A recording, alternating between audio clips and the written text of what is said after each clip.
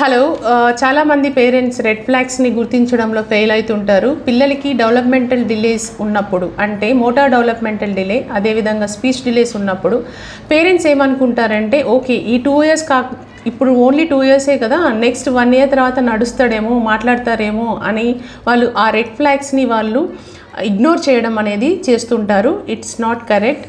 పిల్లలు ఎప్పుడైతే వాళ్ళ ఏజ్ ప్రకారం వాళ్ళు నడవడం కానీ మాట్లాడడం కానీ చేయనప్పుడు వెంటనే మీరు చైల్డ్ స్పెషలిస్ట్ దగ్గరికి తీసుకొని వెళ్తే దానికి గల కారణం ఏంటి అంటే, డెవలప్మెంటల్ డిలే ఉందా, లేదంటే ఆటిజమా, ఏడిహెచ్డీనా, లేదు ఏవి కాకుండా వేరే ఏదైనా జెనెటికల్ ఫ్యాక్టర్స్ అఫెక్ట్ చేస్తున్నాయా అన్నటువంటి రూట్ కాజ్ని తెలుసుకోవాల్సి ఉంటుంది.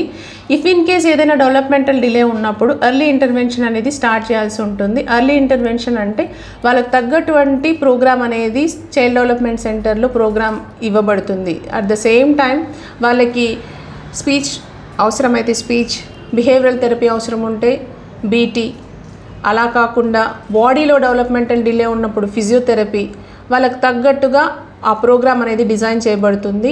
So if you have any doubts regarding these all kind of therapies, please contact BMH. We are all here to help you people. Thank you so much.